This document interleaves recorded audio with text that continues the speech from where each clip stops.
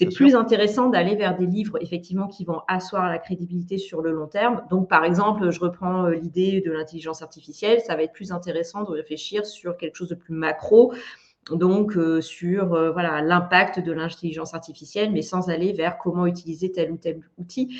Donc, effectivement, tu as totalement raison. Ça vient vraiment asseoir la crédibilité.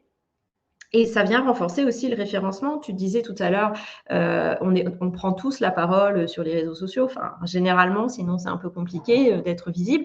Donc on prend la parole sur les réseaux sociaux, on peut avoir des blogs, des podcasts, etc. Un livre, c'est un cran au-dessus, en fait. Il y a vraiment ce côté de référencement un peu de luxe déjà. Et puis ça vient renforcer le référencement, c'est-à-dire que quelqu'un qui va taper votre nom, bah, il peut tomber sur votre livre sur Amazon, sur votre fiche auteur. Et tout de suite, on se dit, ah ouais, la personne, elle a écrit un livre, ok, Il y a d'accord, elle ce gère, je que vais tu es aller en train creuser un peu. de ce que tu es en train de raconter, Anne, je peux, à nouveau, qu'est-ce que je peux témoigner aujourd'hui? C'est dingue.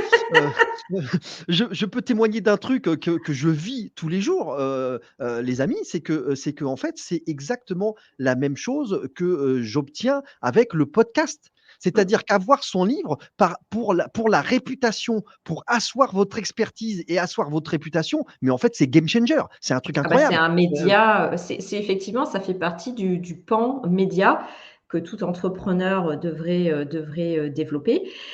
Et alors, c'est pas pour faire style, c'est mieux qu'un podcast. Non,